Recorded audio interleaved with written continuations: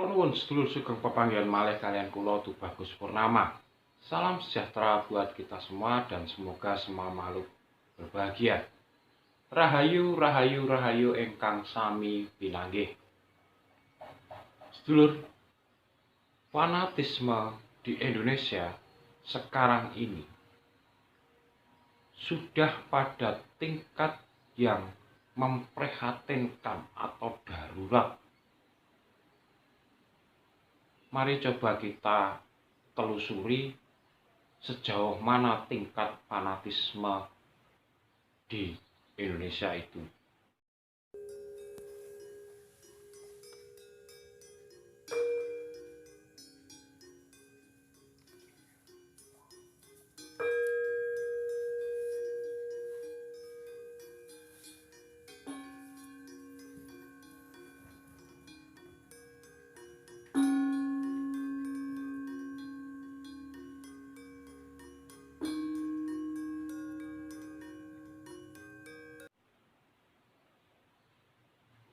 Baik sedulur, terima kasih untuk penjenengan semua yang selalu mendukung channel ini agar terus berkembang dengan like, subscribe, dan komennya. Karena dukungan penjenengan sangat berarti bagi perkembangan channel ini. Terima kasih. Nah, sedulur, kita akhir-akhir ini banyak melihat fanatisme terhadap sesuatu di Indonesia ini sudah sangat memprihatinkan. Terkadang sesama manusia saja tega untuk saling membunuh, tega untuk saling menjegal, tega untuk saling menghancurkan, padahal itu sesama warga negara Indonesia.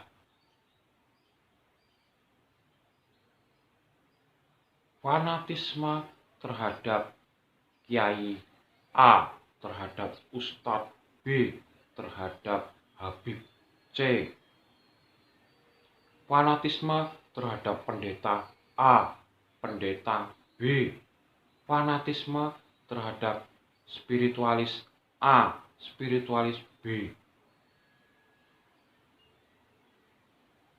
fanatisme terhadap calon presiden A, calon presiden B. Ini sangat memprihatinkan, sedulur.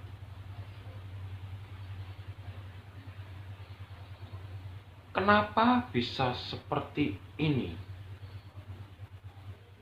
Kalau kita telusuri,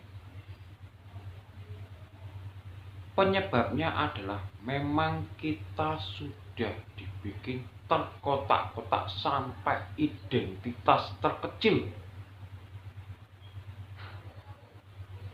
Sebuah gambaran, kalau di sebuah negara ada presiden, ada pemerintah, ada DPR, ada MPR.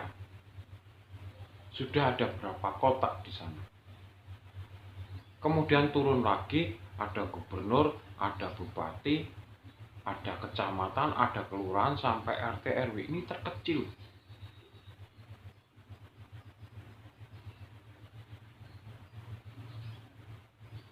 Sebetulnya inilah yang membuat fanatisme itu mulai berkembang dengan pesat. Kemudian di kalangan agamawan itu juga seperti itu.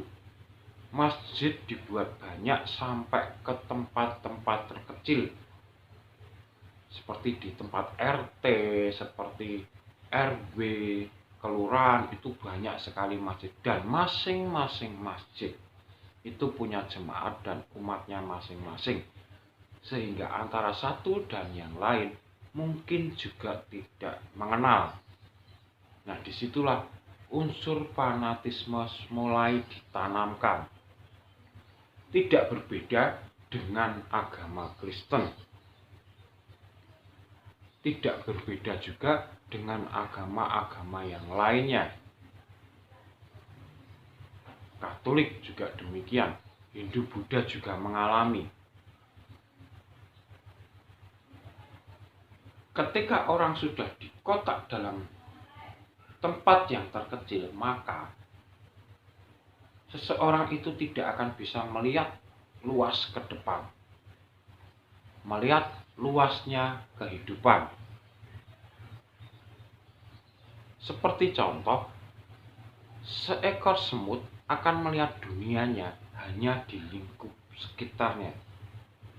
Seekor gajah hanya berputar di dunianya dengan paling tidak 2 km persegi. Seekor harimau melihat dunianya paling tidak 4 km persegi. Nah, kita sebagai manusia harusnya lebih luas daripada mereka ini.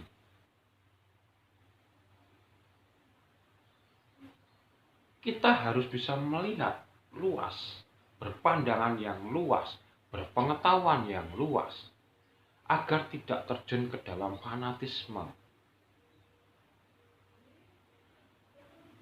Karena kalau sudah kita terkotak, tidak melihat dunia luar, kita terkungkung dalam fanatisme, maka yang terjadi, kita ini ibarat kerbau dicucuk hidung, diarahkan kemana saja oleh para pimpinan petinggi dari sebuah kelompok itu akan mudah.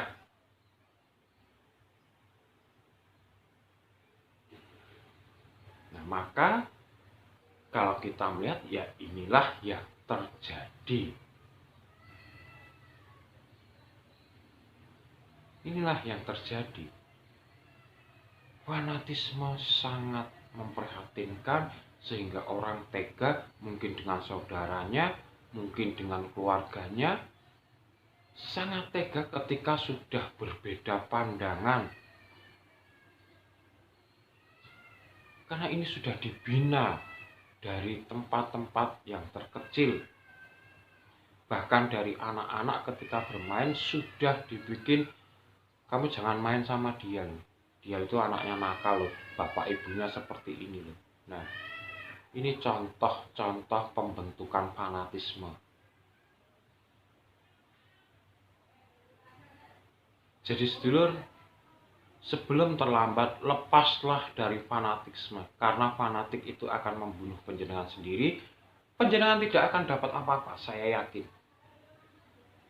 Panjenengan dukung presiden A, presiden B, kalau presiden itu sudah jadi, maka tidak akan berefek besar kepada panjenengan, kecuali panjenengan menjadi tim sukses. Kecuali panjenengan menjadi orang dekat dari presiden itu, pimpinan itu. Sehingga kalau berhasil, maka panjenengan bisa mendapatkan kebahagiaan dari hasil itu. Tapi kalau panjenengan hanya rakyat biasa, mendukung dengan sedemikian rupa fanatiknya, maka panjenengan tidak akan dapat apa-apa dan tidak akan berubah kehidupan panjenengan itu. Selain kalau panjenengan tidak berusaha sendiri.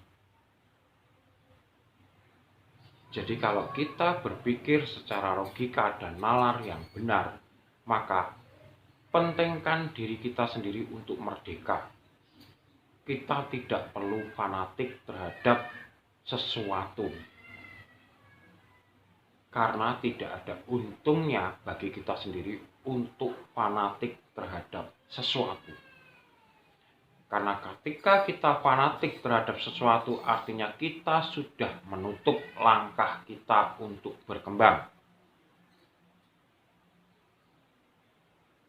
Percaya pada diri sendiri, buka wawasan yang lebih luas, itu lebih baik dalam mengisi kehidupan ini daripada kita fanatik mengagung-agungkan orang lain, mengeluh-elukan orang lain, tapi selama hidup kita tidak berubah apapun.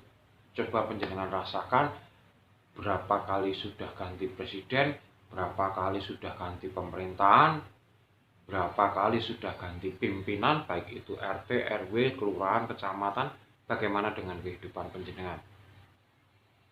Ada perubahan atau tetap sama. Maka dari itu, kita jangan terkungkung terhadap fanatisme, karena tidak akan membawa efek yang besar dalam kehidupan panjenengan. Mending pikirkan kembali diri panjenengan. Kemampuan panjenengan diasah,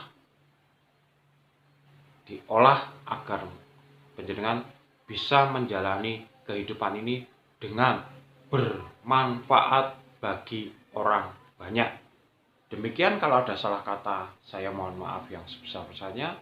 Dan akhir kata, saya Tut Bagus Purnama dari Yogyakarta mengucapkan rahayu, rahayu, rahayu. Matur nuwun.